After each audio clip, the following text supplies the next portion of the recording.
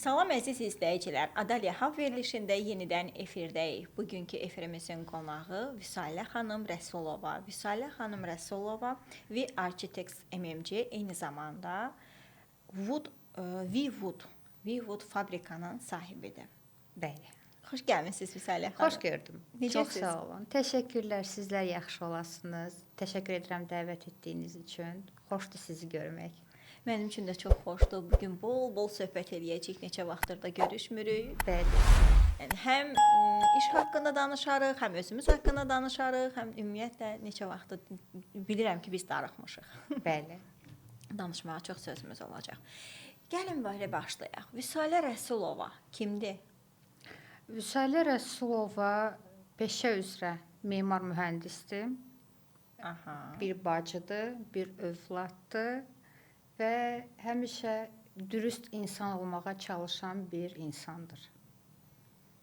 Siz demək olar ki, həm peşəniz də, təhsiliniz də memarlıq üzrədir və eyni zamanda da memarlıq üzrə işləriniz də o sahədədir. Yəni tam təhsiliniz üzrə fəaliyyət göstərirsiniz. Bəli, mən Memarlıq İnşaat Universitetinin bakalavrını bitirmişəm və İqtisadiyyat Universitetinin mühəndislik üzrə bitirmişəm. O yüzdən də elə peşəmə uyğun olaraq da dediyiniz kimi fəaliyyətimi davam elədim. Daha sonra da şirkətimizi təsis etdik, açdıq.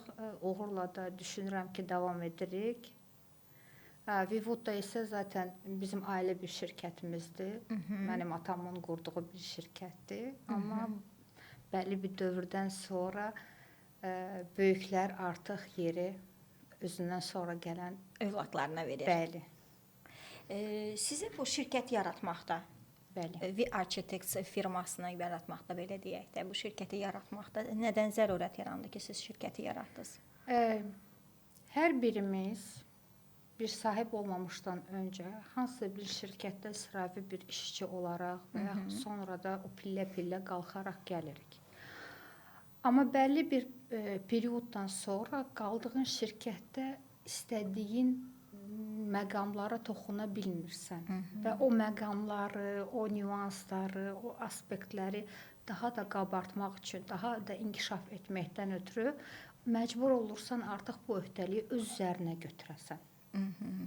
O ehtiyacı da duyduğum üçün düşündüm ki, artıq zamanıdır bir şirkət quraq və şirkətimizi də quranda biz seçmədən, bizi yəni ki, taleyimiz belə gətirdi ki, daha çox xarici ölkələrlə işləyəsi olduq. Çünki biz cizgilərimizi çox detallı işləyirik.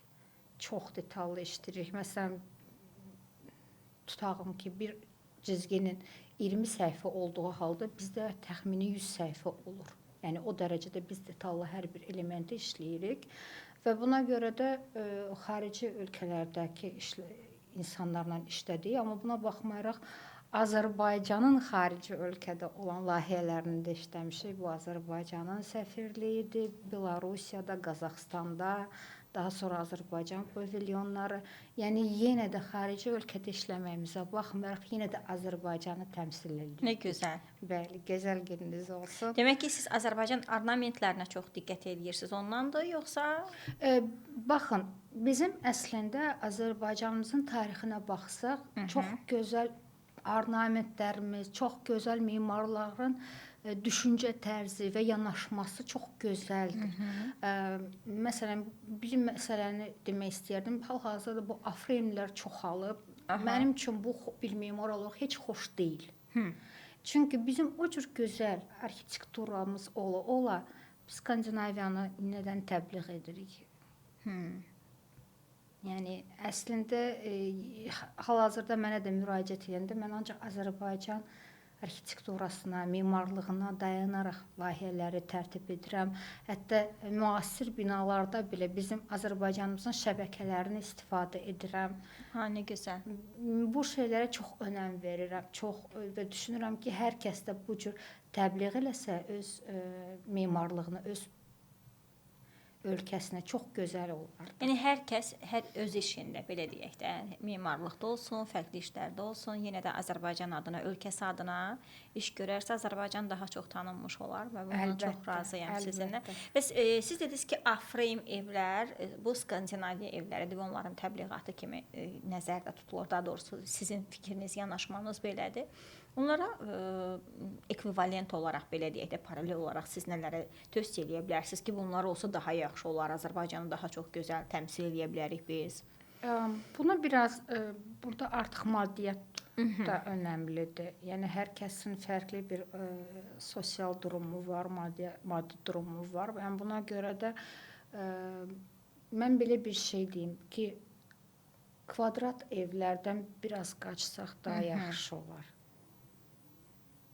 Bir mərtəbə olsun, amma gözəl olsun, gözəl arxitekturası olsun, gözəl forması olsun.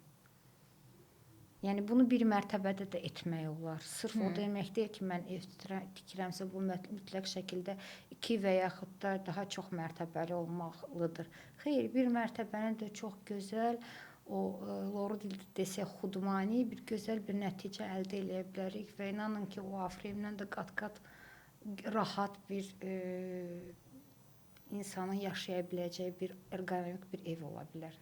Bəs yaxşı Vüsalə xanım, bu memarlıq sahəsini ümumiyyətlə seçməkdə səbəb nə oldu? Atam. Aha, atam. Bu mənim atamın arzusu idi. Onun arzusu idi. Mənim heç vaxt ağlımdan belə keçməzdi ki, mən nə vaxtsa memar olaram.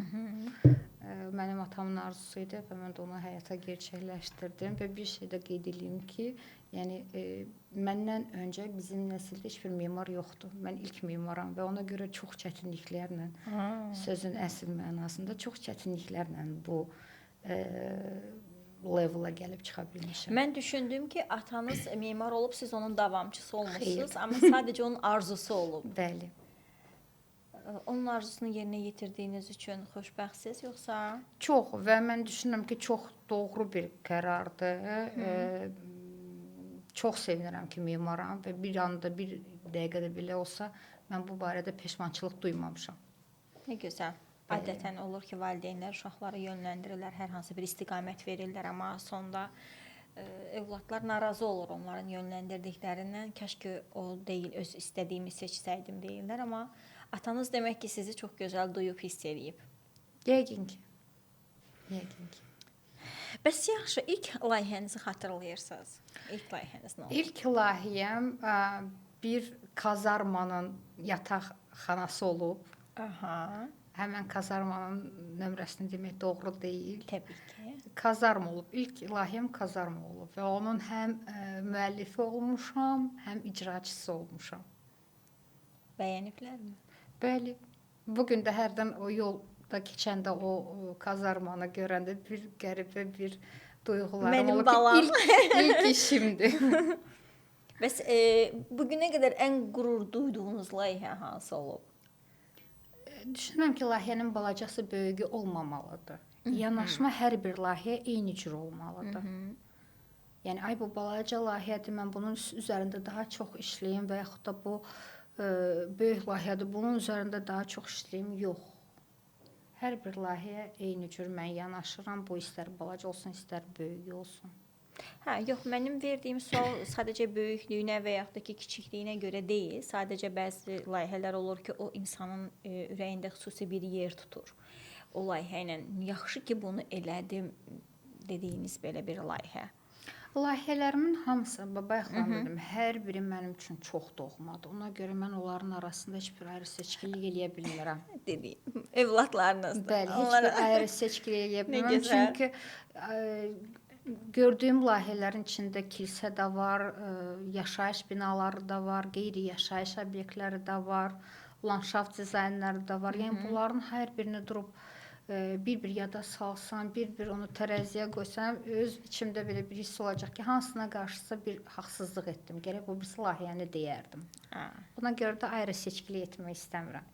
Lap yaxşı. Bəs olur ki, müştərilər sizin verdiyiniz dizaynları deyək və yaxud da ki, hər hansı bir eskizləri bəyənmirlər, özlərindən ideyalar verirlər və bu peşəkar yanaşmaya tamamilə tərs bir şey olur. O zaman da nə qərar verirsiniz?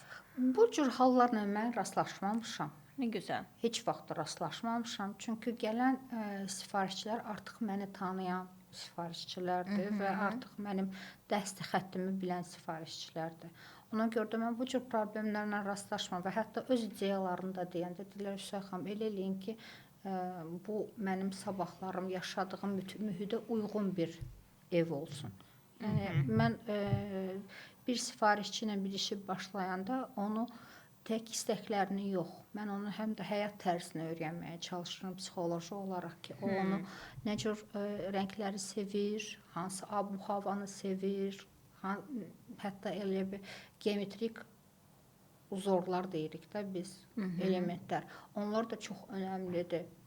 İnsan var ki, dairəvi bir masanı sevir. İnsan var ki, deyir ki, yox, mən kvadrat istəyirəm olsun və s. və axır. Bunlar da əslində interyerə və eksteryerə çox böyük önəm daşıyır, önəm verir, təsir edir. O qədər təsirlidir, yəni. Bəli. Məsələn, mən özüm dəyirmi masaları çox sevirəm. Bax, görürsüz. Yəni evdə hər yerdə hər şey dəyirmi. Yəni elips ya da elips formasında olmalıdır. Tam dördkünc bir şeyləri heç cür sevə bilmirəm. Sizə bir balaca bir sirr açım. Mən psixologiyanı, filosofiyanı çox sevirəm və ona görə mütəmadi olaraq öz araşdırmalarımı aparıram və hər şeyə də çalışıram ki, gözəl bir baxa da bilim ki, kənardan durub. Və hər bir sifarişçinin bax bu istəkləri var. Məsələn, siz deyirsiniz dairəvi istəyirəm, digər. Onların xasiyyəti də fərqlidir. Bax o dairəvi istəyən adamın artıq biz xasiyyətini bilirik ki, nə cürdür. Necədir deyə bilərsiniz. O yaxşıdır. Yaxşıdır. Yaxşıdır.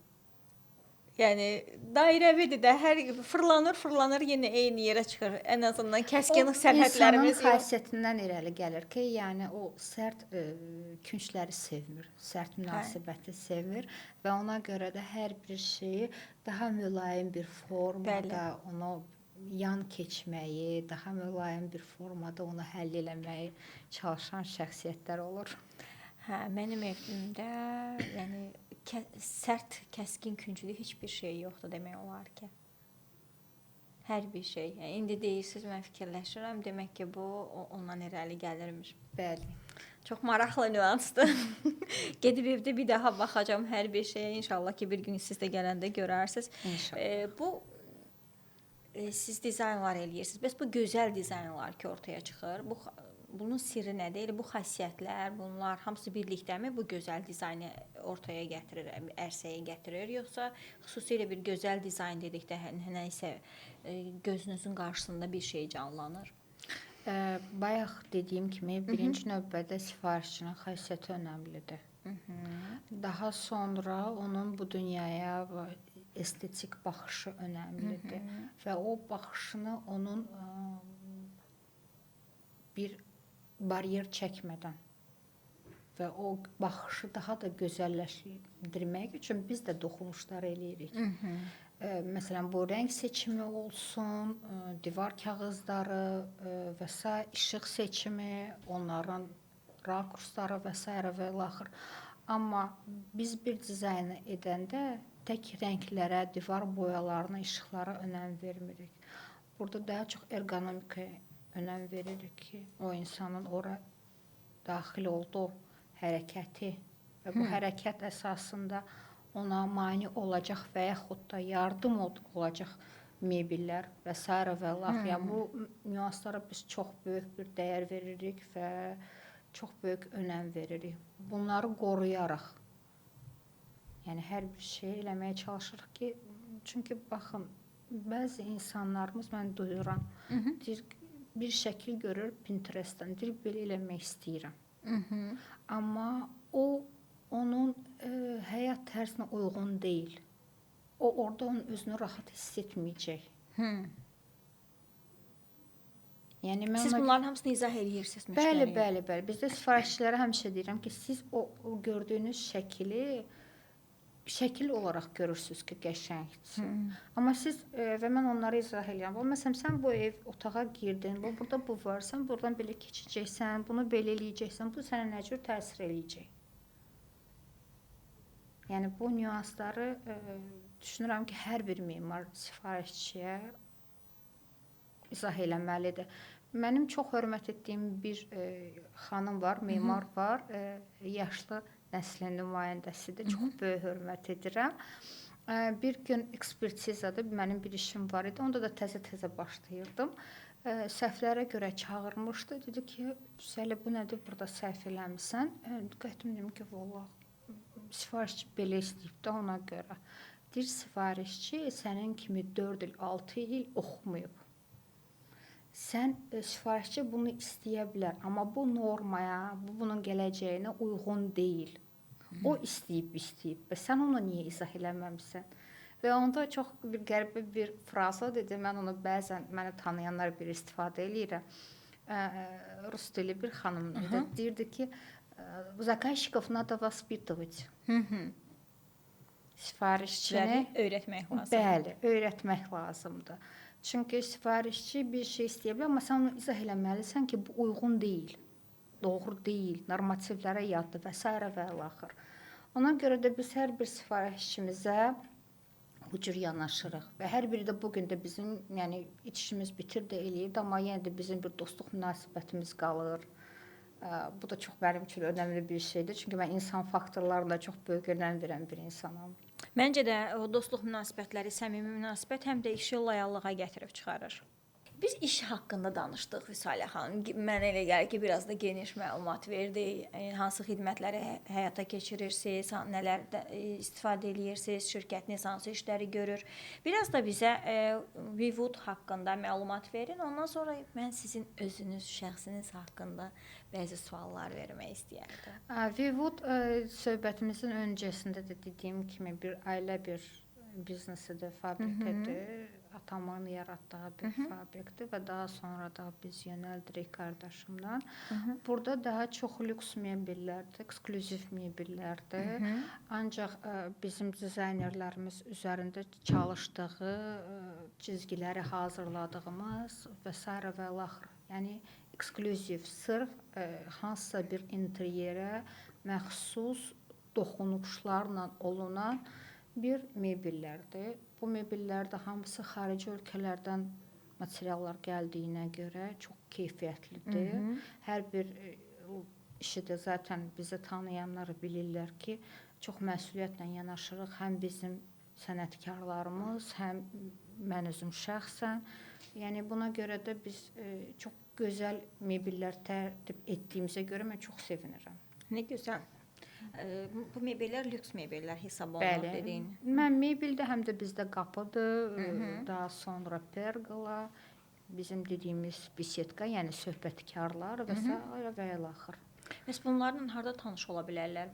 Məsələn, bizim izləyicilər izləyirlər. Bizim Instagramda səhifəmiz var. Hal-hazırda saytla bağlı işlər gedir, amma daha insana rahat olan sosiallərdir, yəni bu Instagram və Facebook və s. və sosial hesablar. Bəli, ancaq oradan daha rahatdır insana, çünki əlini atan kimi sırası girib baxa bilər. Oradan baxa bilər, amma son dövrlər biz biraz o barədə məsuliyyətsiz etmişik, yəni heç nə bölüşmürük, amma bunu da telafi edəcəyik inşallah. Oradan girib baxa bilərlər.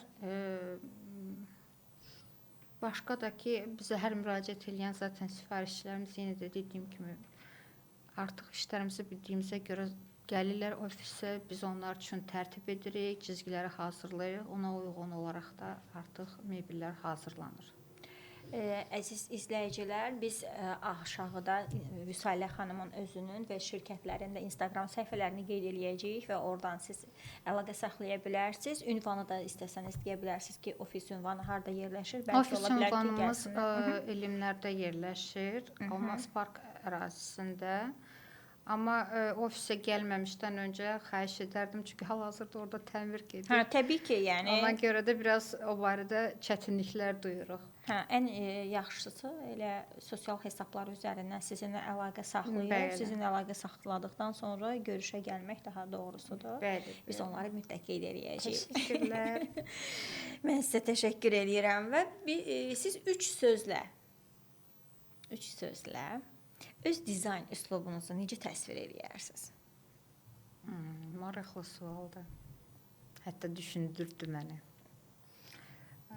Çünki mən həmişə tez cavab verən bir insanam, amma bu səfər düşündürdü məni. 3 sözlə. Məsuliyyətli, dəqiq və estetik. Ay, nə gözəl. Üçü bir arada. Bəli. Təbrik edirəm buna görə sizi. Təşəkkürlər. İndi keçək sizin özünüz haqqında, işiniz haqqında yetəri qədər izləyicilərimizə məlumat verdik. İndi eyni zamanda Vüsalə xanım qadındır. Təşəkkürlər. Çünki mən niçin bunu dedim? Təşəkkürlər. Bəzən bizim xanımlar düşünürlər ki, ay kişi olsaydım daha yaxşıdır. Mən amma deyirəm ki, həqiqətən də qadın olmaq çox böyük xoşbəxtlikdir. Bəli, məncə də. Çünki biz torpağa belə deyirik ana torpaq. Ana vətən. Ana vətən. Yəni bu həqiqətən də çox böyük bir qürur hissidir. Bəli. Yəni ən çox toplaşılan yer bir zamanlar mənim ofisə hər zaman ana ocağı deyirlər. Baxın, ata ocağı da düz deyirlər. Ata ocağı da deyirlər, ana ocağı da deyirlər. Yəni ki, bilirsiniz necədir? Bir ana həqiqətən də həyatda qadının, əgər o qadın həm də anadırsa, onun həyatda bacarmayacağı bir şey yoxdur. Bəli. Bəs Vüsalə xanım qadın olaraq xoşbəxtdir yoxsa güclüdür? Hər ikisi. Hər ikisi həm güclü, həm xoşbəxt. Çox şükür. Çox şükür. Siz sahibkarlığa başlayarkən sizə dəstək oldular yoxsa maneələr, əngəllər yaratmaq istədilər? Baxın, Azərbaycan cəmiyyətində yaşayırıq da indi. Bu biraz ikili bir cavabı olacaq. Aha. Çünki həm maneələr olur. Bu tək, yəni mən və yaxud da digər bir şəxs yox, hər bir şəxs bir işə başlayanda onun önündə maneələr də olacaq və ona dəstək olanlar da olacaq. Mən də onlardan heç də geri qalmıram. Mənim də qarşımda maneələr olub. Yəni günü bu gün də maneələrimiz də olur, amma bununla baxmayaraq bizə dəstək olan və bizə güc verən də şəxslər var. Buna görə də çox sevinirəm. Amma o maneələri görəndə gərək geri addım atmayasan. Yeri gələndə dözümlü olasan, yeri gələndə səbirli olasan, yeri gələndə əzmkar olasan. Bəli, öz işinin sahibi olmaqdan ötürü. Və bunu aşasan. Çünki hər bir işdə bir hasar olur. O hasarın ya önündə dayanacaqsan, ya da onu atlayıb keçəcəksən. Eynən. Çox maraqlı, çox gözəl söhbət edirsiniz. Filosof kimi mən də sadəcə sizi dinləmək istəyirəm. Təşəkkürlər. Yəni düşünürəm bu cür hər kəs yanaşsa məyus olmaq lazım deyil.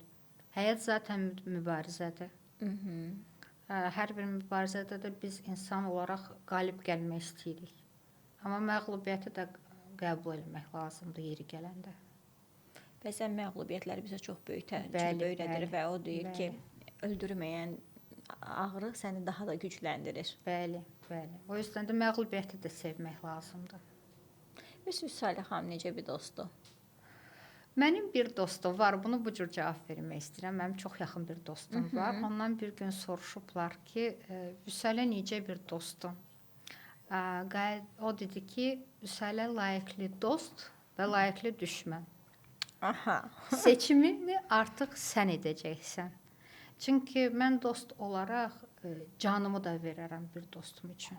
Amma xəyanət heç vaxt qəbullana bilmərəm və bağışlamaram. Bağışlamağı bacarmayan bir insanam, bunu etiraf edirəm. Bununla fəxr etmirəm, amma xasiyyətim budur. Bağışlamağı bacarmıram, amma dostlarıma canımı da verərəm. Necə olub ki, belə bu xasiyyətdə olmusunuz? Yoxsa uşaqlıqdan beləsiz, elə təbiətən beləsiz? Mənim anam həmişə deyir ki, Vüsalə heç vaxt uşaq olmayıb belə bil ki. Hələ o sual vermək istəyirdim ki, sizə ümumiyyətlə Vüsalə xanım böyüyüb, amma siz deyirsiniz ki, heç mənim uşaq anam olmasın. həmişə deyir ki, Vüsalə heç vaxt uşaq olmayıb. Həmişə məsuliyyətli olmuşam, həmişə hər şeyə diqqət verən olmuşam, hər nüansa fikir vermişəm. Yəni bunu bu gün də çevrəmdəki qohum-əqrəbə də o sözü deyir. Bəs indiyə qədər demək istəyib, deyə bilmədiyiniz və yaxud da ki, eləmək istəyib, eləyə bilmədiyiniz nələrsə var? Yox. Mən həyatımda nə istəmişəmsə, hamısını eləmişəm. Nə gözəl. Yəni baxın, biz Azərbaycanlıyıq. Azərbaycanın da bir məlum bir mentaliteti var və bu mentaliteti də mən çox sevirəm, çox hörmət edirəm və düşünürəm ki, hər birimiz də o mentalitetə sayğı ilə yanaşmağımız daha doğru olar. Amma buna baxmayaraq, o mentalitetin qorumaq şərti ilə hər bir şey istədimsə eləmişəm. At çapmaq istəyirdim, onu elədim. Daha sonra şirkət qurmaq istədim, elədim.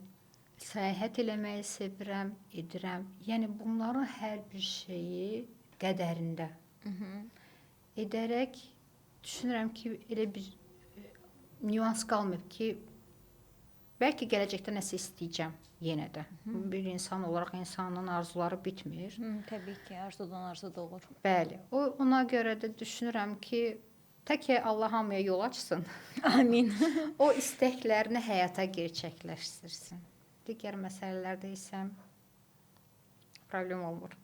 Bir dənə bu sual yenə də bizim bütün qonaqlarımızı düşündürür. Bəli. Çox sevirəm düşündürən sualları. Vüsalə xanımın həyatı bir hekayə olsaydı və ona bir roman yazsaydı, bir kitab yazsaydı, onun adını nə qoyardı? Adını nə qoyardıq?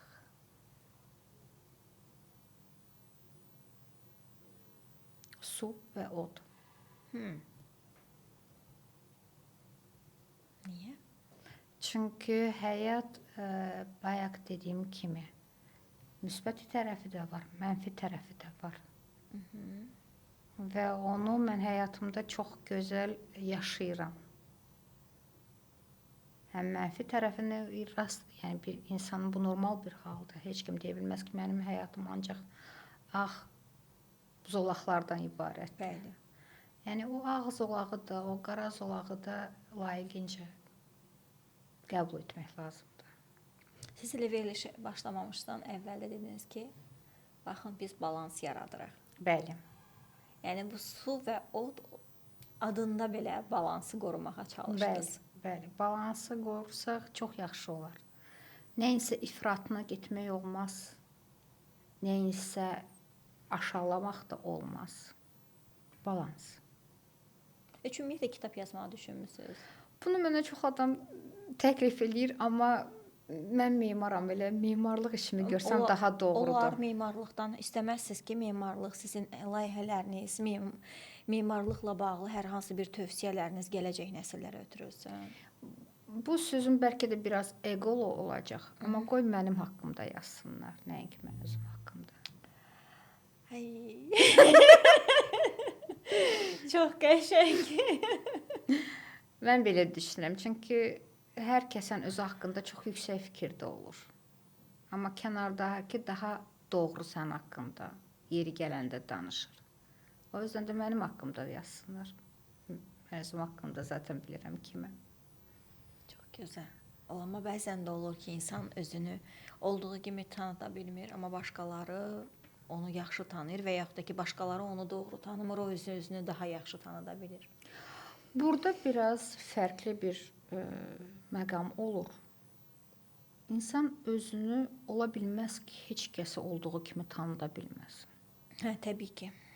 O 1-2 nəfər yetərlidir. O elə 1-2 nəfər həqiqətən də yetərlidir. Zaten o 1-2 nəfər də sənin haqqında kimsə nəsə danışanda deyəcək ki, yox bu belə deyil, belədir. Yəni kifayət eləyir deyirsiniz. Bəli. Nə gözəl. Bəs yaxşı, gənc memarlara nə demək istəyirsiniz? Necə bir tövsiyə vermək istəyirsiniz? Mən bu suala görə sizə təşəkkür edirəm. Bu çox gözəl bir nüansdır. Çünki bizim də şirkətimizə təzə yeni memarlar gəlir və mən onların hər birinə dediyim sözü buradan da digər memarlara çatdırmaq istəyərdim ki, çalışın pillələrlə hansısa bir vəzifəyə doğru getməyin. 5 il, 6 il, 7 il bu sahədə çalışın, öyrənin, praktika yığın, daha çox oxuyun, daha çox işləyin üzərinizdə. Bugün çünki siz işlədiyiniz, oxuduğunuz, öyrəndiyiniz sabah sizin çox əlinizdən tutacaq. Və bir də bir söz də demək istəyirəm ki, pul dalıycan qaçmayın. pulun nə qədər dalınca qaçsanız, bir o qədər də geri gedəcəksiniz. Savad, bilik dalınca qaçın. Onu etdikcə zaten yeri gələndə vəzifəniz də olacaq. Bir də bunu demək istəyirəm, mən də bəzən görürəm çevrəmdəki yeni memarlardan ki, həmən şirkət açırlar və onu da ki, əfsuslar olsun ki, praval. O kimi nüansları rastlaşmamaq üçün çalışın. Birinci, özünüzü doğruldun. Şirkət açmaq heç vaxt gec deyil. Nə qədər gec açsanız, bir o qədər də sizin başınızın ucalığıdır. Dəstək olursunuz ümumiyyətlə gənc? Mən həmişə demişəm ki, mənim qapım hər bir memara açıqdır. Hətta Memarlıq İnşaat Universitetində də tələbələrin nəsə bir sual olanda mən deyirəm, pajalosta, problem deyil. Nə vaxt istəyirsinizsə, gəlin canla başla. Onu cavablandırmağa hazıram ki, yetər ki, mən sizdə o öyrənmək potensialını görüm. Baxın, hər bir peşədə olduğu kimi bizdə də memarlıqda insan var ki, həqiqətən də öyrənmək istəyir. İnsan var ki, gələcəyinin maddiyyatına görə öyrənmək istəyir. Bunlar çox fərqlidir. Onların işdə də yanaşması çox fərqlidir. O zaman memarlığı sevirlərsə memar olsunlar. Bəli, mən həmişə o söz demişəm. Sevirsənsə, bu işdən həzz alırsansa, və burada məsuliyyətlə iş görürsənsə, ay bugün işi verməliyəm, necə gəldi iş görüm, yox. Bizim bir müəllimimiz var idi, Albert müəllim.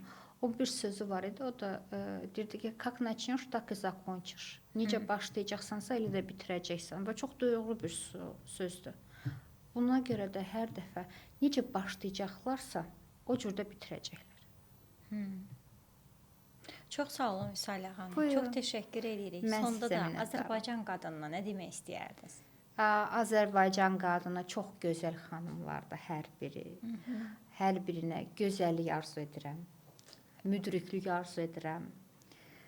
İşlərində müvəffəqiyyət arzu edirəm və həmişə Allah onlara yar və yardımcı olsun. Çox sağ olun. Çox təşəkkür edirəm Vüsalə Buyurun. xanım.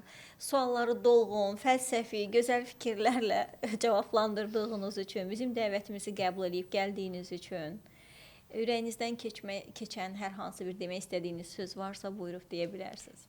Hər şeyə görə minnətdaram. Mənə də çox xoş oldu sizi görmək. Bu cür gözəl bir söhbət, həqiqətən də çox şirin, mənalı və mehriban bir söhbətimiz oldu, dürüst bir söhbətimiz oldu. Bunun üçün də mən sizə minnətdaram. Digər işlərinizdə də sizə müvəffəqiyyət arzu edirəm.